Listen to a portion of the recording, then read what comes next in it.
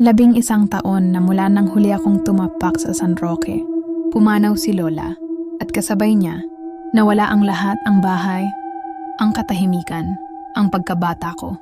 Isinara ang lumang bahay, inilibing ang alaala, nangakong hindi na babalik, hanggang sa dumating ang sulat, walang pangalan, walang petsa.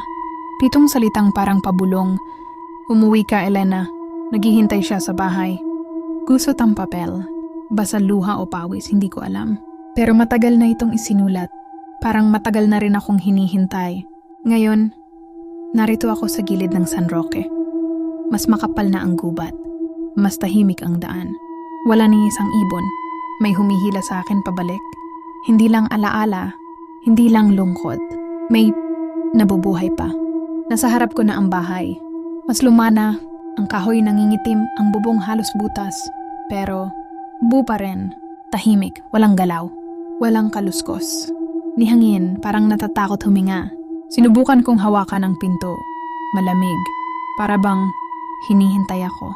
Walang kandado, hindi rin nakasara ng mahigpit. Para bang iniwang bukas. Para sa akin, pagpasok ko, wala pa ring nagbago. Parehong ayos, parehong amoy. Amoy ng kahapon, amoy ng alikabok at alaala. At sa ilalim ng lahat ng iyon, may naamoy akong hindi ko maipaliwanag. Umakyat ako. Mabigat ang bawat hakbang sa lumang hagdan. Bawat yapak may tunog ng kahapon. Binuksan ko ang pinto ng dating kwarto ko. Nandun pa rin ang kama, ang lumang aparador, ang salamin sa sulok, basag na. Pero sa gitna ng lahat, isang laruan. Ang lumang manika kong si Rosita. Nakaupo, nakangiti. Parang hindi ako umalis. Nanginginig ang kamay kong hawakan siya. Tapos narinig ko yon. Elena, bulong. Galing sa salamin. Pero wala namang tao. May trapdoor sa ilalim ng kama. Hindi ko naalala na may ganun dati. Pero naroon na ito. Bukas ng bahagya. Bumaba ako. Amoy lupa, amoy amag. Amoy patay. Isang silid.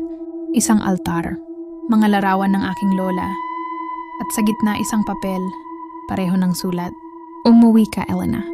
Sa dingding may mga ukit, mga pangalan. Isa ron, pangalan ko. At sa ilalim may bagong guhit. Tumatring ka na! Biglang lamig ang dumaan.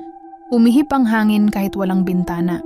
May narinig akong hakbang sa itaas, sa mismong kwartong iniwan ko. Pero hindi ako gumalaw. Ang mga kandila sa altar biglang nagliyab. Sa likod ko isang boses. Hindi ka na aalis, apo. Pagharap ko, si Lola. Pero hindi na siya si Lola. Iba ang mga mata, iba ang ngiti, iba ang presensya.